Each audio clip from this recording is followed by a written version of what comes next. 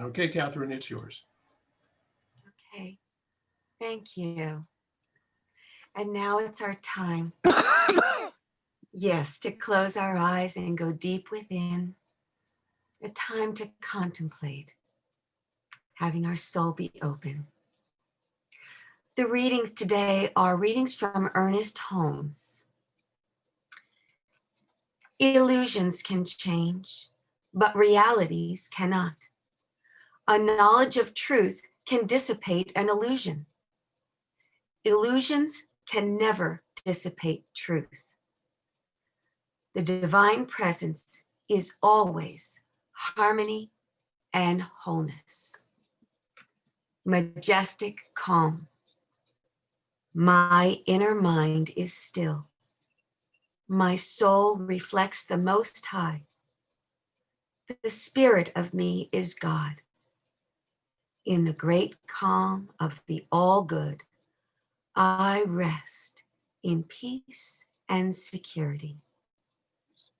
My life is now reflecting the perfect whole. I am peace.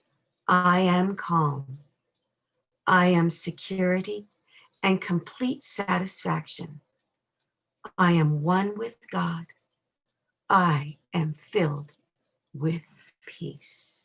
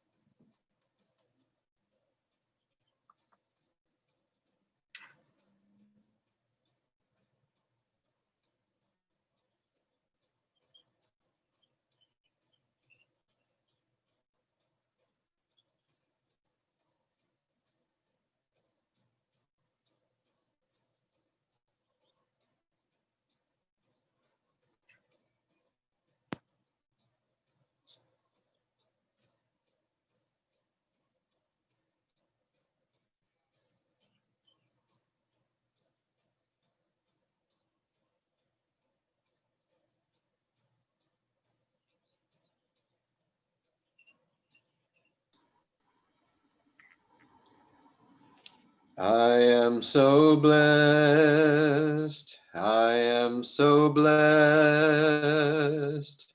I am so grateful for all that I have. I am so blessed. I am so blessed. I am so grateful. I am so blessed.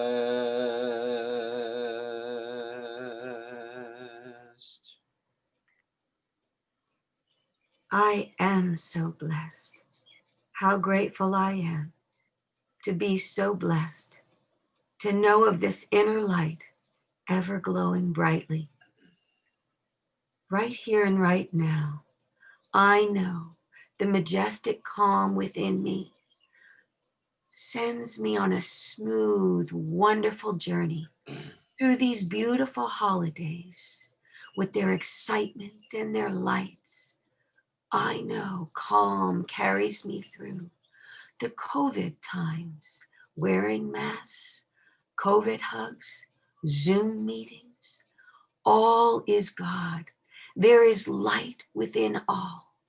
Just as now we put Christmas lights on everything, so I know this decorating with lights reminds us of the light always within us, the light always within everyone and everything. We are so blessed as this holiday season is true holiday in our hearts for us. As this service unfolds, my heart is open. I take in all the goodness. Thank you, God. And so it is. I am so blessed. I am so blessed. I am so grateful. I am so blessed.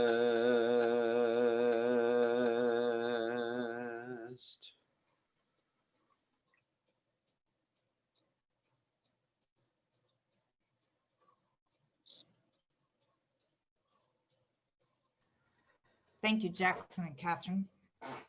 Perfect way to start out today. So today's message is welcoming the shadow. And you might think, well, that's kind of a weird place to start when the monthly theme is celebrating the divine. And yet, I know that most of us found this faith tradition through some sort of shadow experience that we'd had in our lives. I did my way back when I became a minister. I did my thesis, and it was on this idea, and it was called Crises and Conversion, or Why It Takes Trouble to Turn to God. And it's an interesting thing to think about, that some of us might have been going through a divorce, or lost their job, or someone that we love died, or maybe the economy was weird, or whatever, but we had some sort of shadow that brought us to this teaching. And so in a way, we really want to welcome that idea. We're through that part already, probably, but yet it seems like that there's always some sort of shadows happening. And so we're going to talk about those for a minute today. So what do we learn from the shadow? What richness lies in the shadow place? I had to ask myself well, let me say this one first. The whole purpose of the science mind is to reconcile the apparent separation of the spiritual world, which must be perfect, with the material world, which appears imperfect. And so if you look at what's happening today in our world with the environmental situations and the virus and people without jobs and people that are ill and the feeling of, how long do I have to wear this mask? And, the everything's getting better. Oh no, it's getting worse. Everything's getting better. Oh no, it's getting worse. All of that. We're looking at, or we're focusing on the material world, which appears to be imperfect. And so this, for me, is the perfect time for us to look at this apparent separation, that shadow side.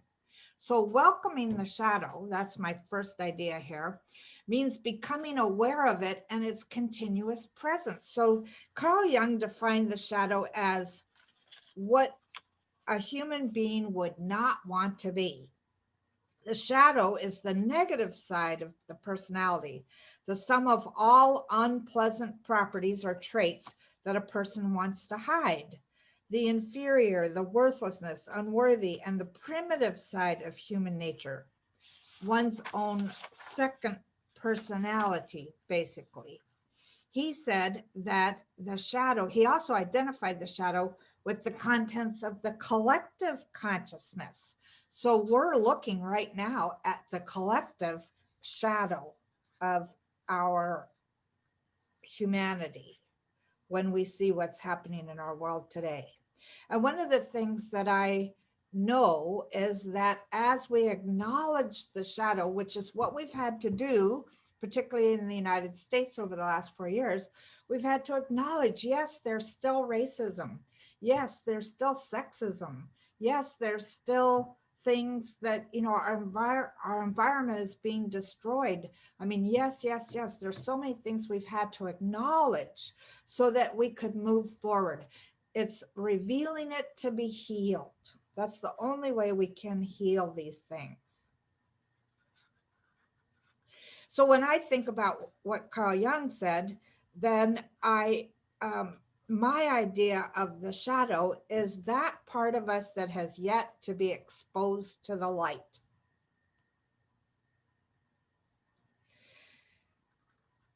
So if you stop and think about this, everybody has had a shadow. Everybody still has a shadow. And the shadow seems to make us human. I remember Reverend Helen Street once saying that if we were all totally enlightened, life would be boring. Now, I don't think that anymore, but when I first got into this teaching, I thought, oh, yeah. And then I remember somebody saying, well, if all of us were angels in heaven, it would get boring. There wouldn't be any tension. There wouldn't be any excitement. There would just be enlightenment. So, what do we learn from our shadow? I had an experience this morning where I got to welcome the shadow. I don't know why the universe does this to me, but I go to talk about something and then I get to experience it. So this morning I come out to my kitchen table and sit down and turn on my computer, and I have zero internet. And I'm thinking, my first thing is, oh my God, no internet.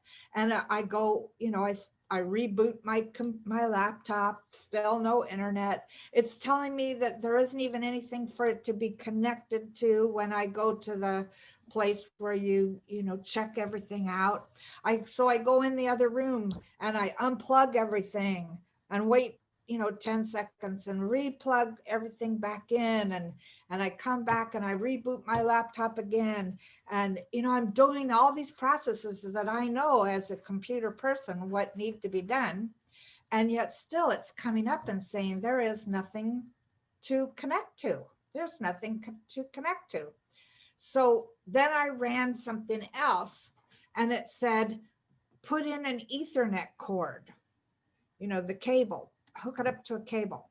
So when I took it in the back room and I hooked it up to that cable that I was using a couple weeks ago, if you remember, I had my, this happened to me before and I had to take it in and spent, almost $200 to get it fixed.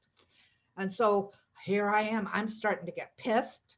I'm, thinking they didn't fix it right. I'm starting to think my shadow is coming up going, oh my God, how am I going to tell everybody that we can't do church? Where could I go to do this?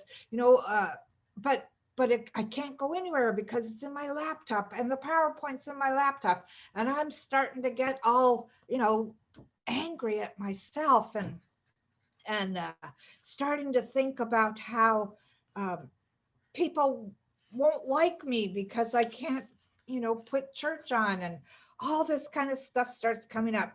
And I'm thinking, oh my God, I'm getting to look at the shadow. They won't like me. The they won't want me, that kind of thing. And I ended up plugging it into the Ethernet thing. And then it tells me that there's something wrong with the Ethernet cord, but it connects, the Wi-Fi connects. Yay!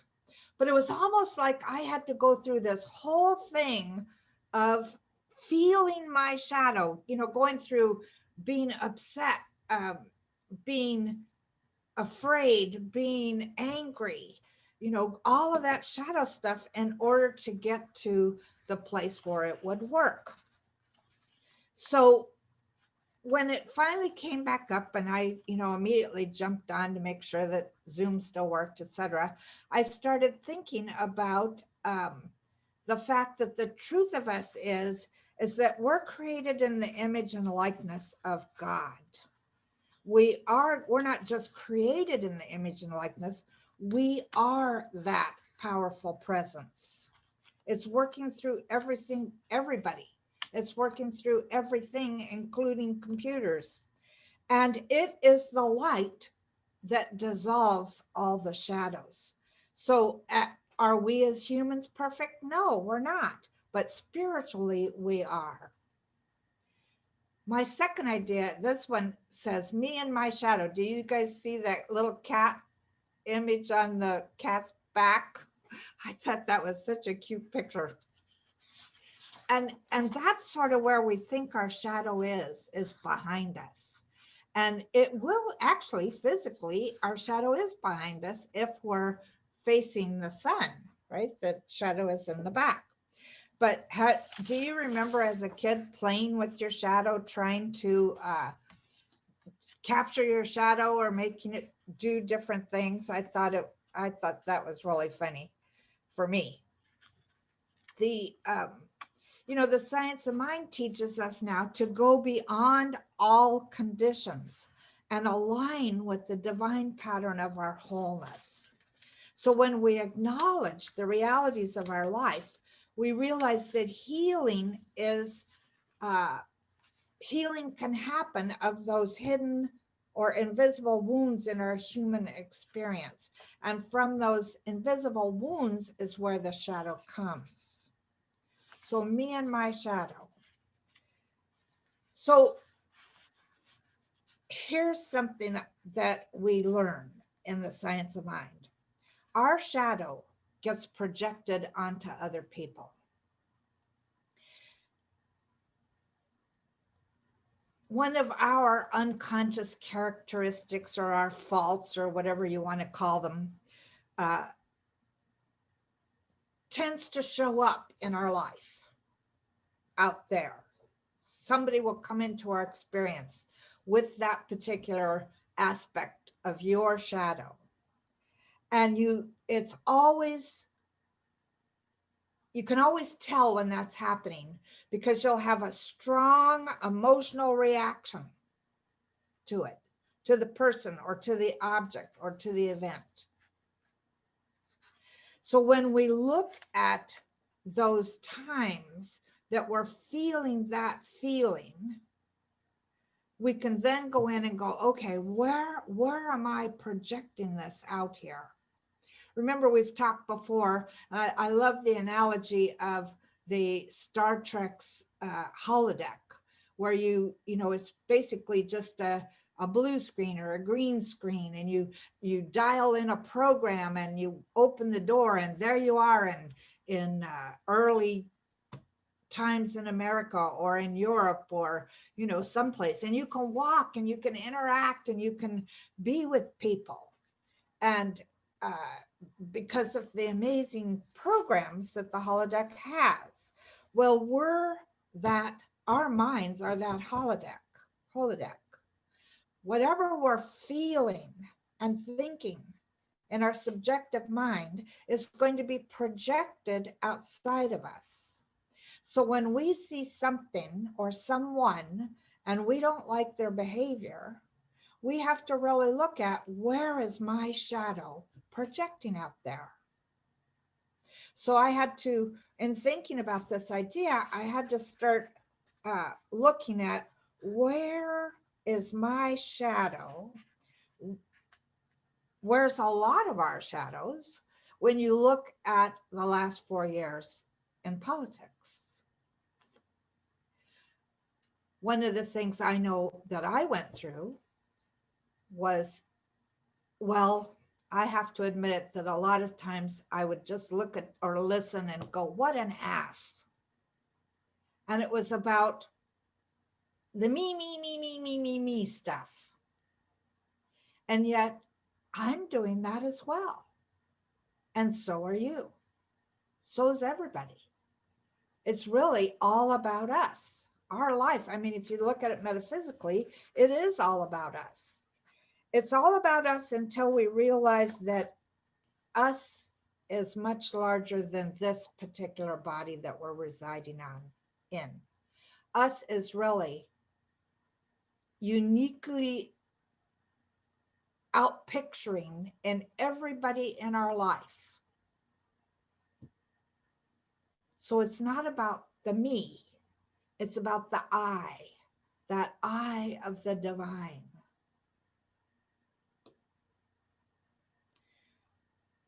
So my feeling is that when I get to that place where I'm having that strong emotional reaction to something, that again, I'm going to let that part of my mind, that not so silent witness that I keep talking about, show me, where am I projecting this out into my experience? And of course, if you look at this cat, when that cat looks forward, it doesn't see its shadow. When we're looking forward, we don't see its shadow, our shadow. We only see the shadow from our experiences, the experiences that we've already had. So we have to look in our past. And in fact, if you really want to get deep into this idea of shadow, you probably need to go to one of the core wounds that you might have gotten as a child, because that's where all of it comes from, at least in my belief system. So my third idea is to consciously deal with it, to embrace it and integrate it, wallow in it once you discover what it is, until finally it just becomes totally boring. That shadow is going to live with us as us until we heal it. It's absolutely going to be here. And recognizing the shadow can be the catalyst towards change. Once I recognize that I have this shadow.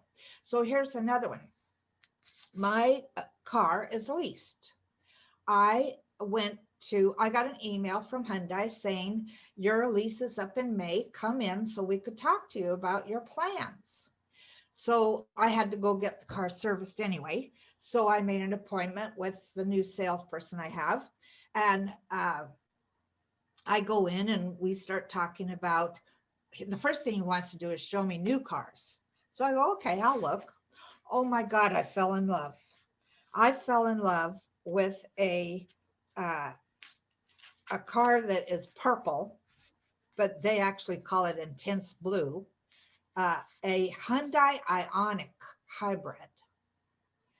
And it's got all the bells and whistles. It felt really good sitting in it. I didn't bother to drive it or anything yet because I have, 6 months to make up my mind about what I want to do. But, I also looked at a little bit smaller versions of the SUV that I have now.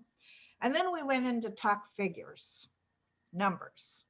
I discovered that something I did not know was that my Tucson is the limited, which means it's the one with all the bells and whistles, the most expensive Tucson.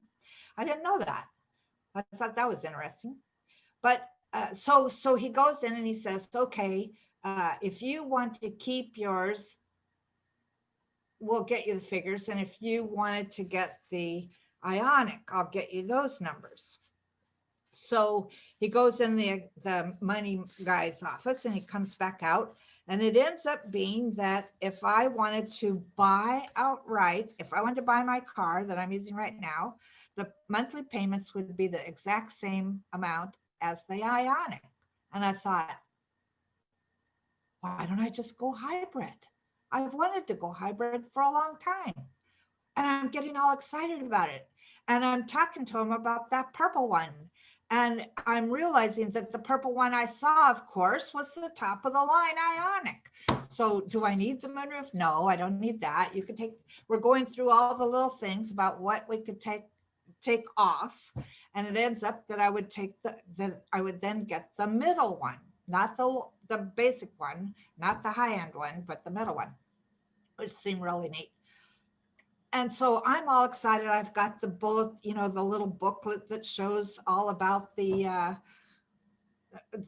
new car, et cetera, and who Hyundai's main charity is, and all this kind of stuff. And I'm really excited about it. And so now I'm finished with my appointment, and I go back across the street to pick up my car, which isn't finished yet. And I'm sitting there thinking about this, going, "Oh my God. Why should I do this? Why should I go and lease another car for 3 years? I have never before in my life until this one. Well, I did once, I leased a car. So this is the second time I've leased a car. Normally though, I get a car and I buy it and I keep it until it dies.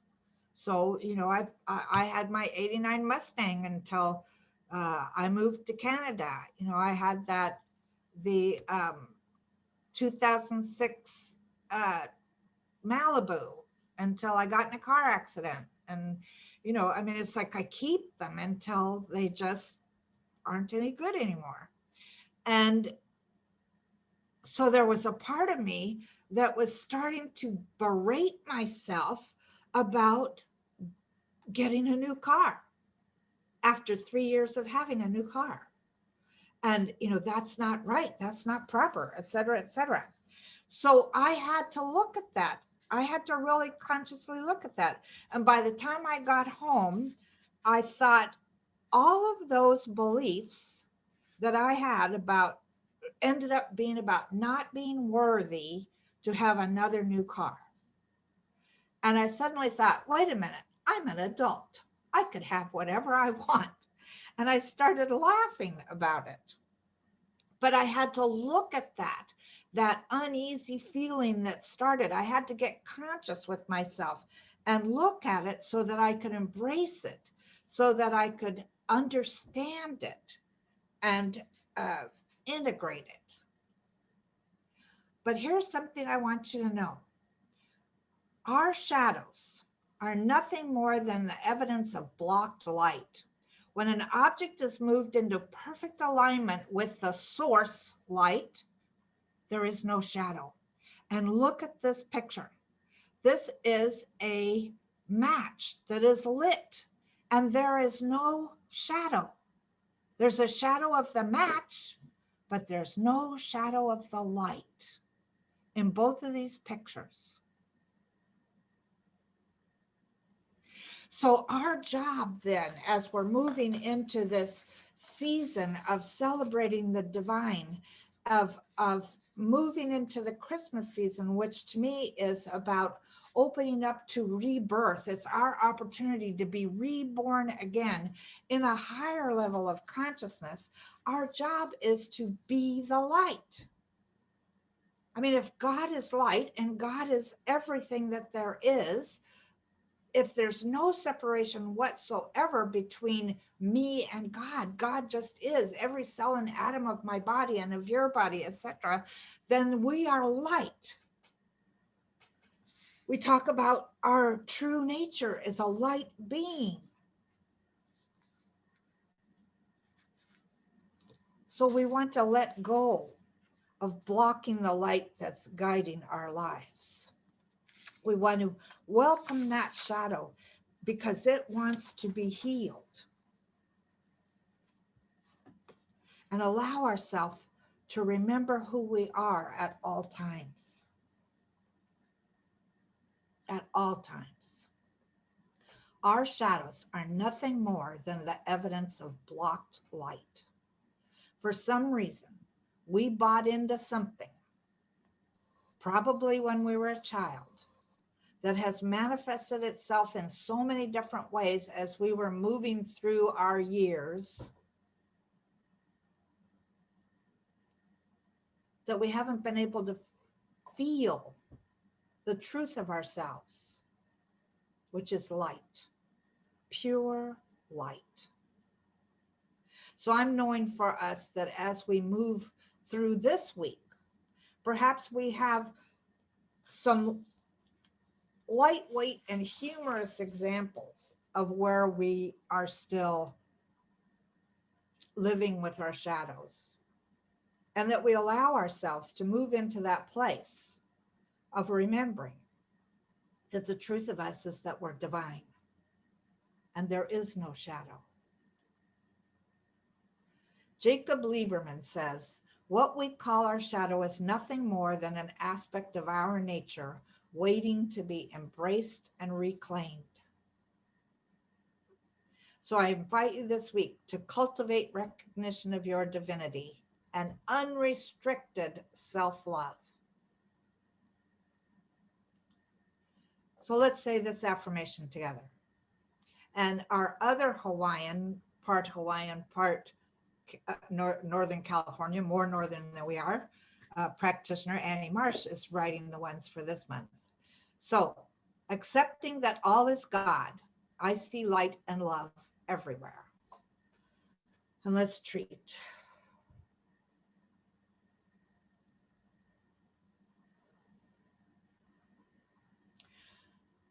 I recognize that all there is light, and that it shows up in a myriad different ways. It shows up as us, it shows up as what we call others, it shows up as the material things around us, It shows up absolutely everywhere because everything is light, divine energy, we call it. And this energy is light. So, knowing that absolutely everything is divine, I declare for us this week as we move through the most interesting holiday experience we'll probably have, that we move through it allowing ourselves to acknowledge and embrace our shadows and let them just disappear in the light.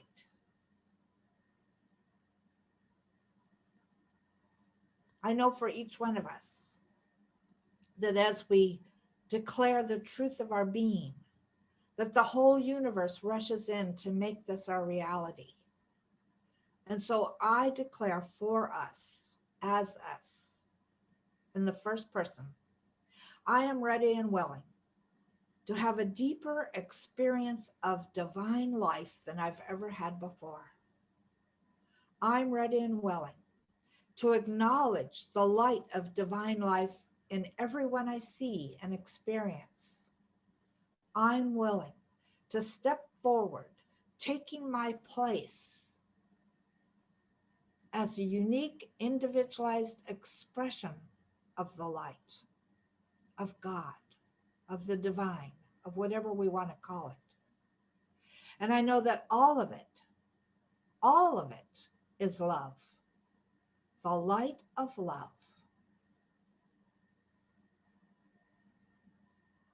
And I know that no matter what our shadows are or were, the universe is always saying to us, you are my beloved, in whom I am well pleased. So I open myself to acknowledge that love, to accept that love, to feel it, fill up every cell and atom of my body, creating divine health. Every cell and atom of my consciousness, my thinking about my finances, creating an overabundance of good. Every cell and atom of my consciousness in thinking about my right work. And I let myself do what is mine to do, whether it's step by step in front of me or whether it's a job I totally love. Whatever it is, I know that my hands are here for the divine.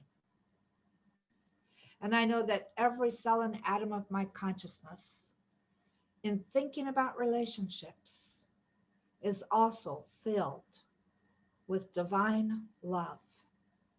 I am the beloved, and I go around loving everything because it's all God, absolutely all God. I shine my light, and I hear the words of that song, This Little Light of Mine, in my head, but I realize it's not a little light at all. It is unending. It is infinite, infinite light. And how grateful I am to know this. How grateful I am to remember, to acknowledge those places where I've been blocking the light. How grateful I am to be that light with no shadows whatsoever. And yet, if they show up, instead of bemoaning the fact, I say, oh, thank you. And I let myself do what is mine to do to release that shadow so that it too becomes the light. So I celebrate absolutely everyone. I celebrate our being here this morning, knowing that in some way transformation is happening, and it is good. We are all the light of God, and I'm grateful for this. So grateful, and so it is.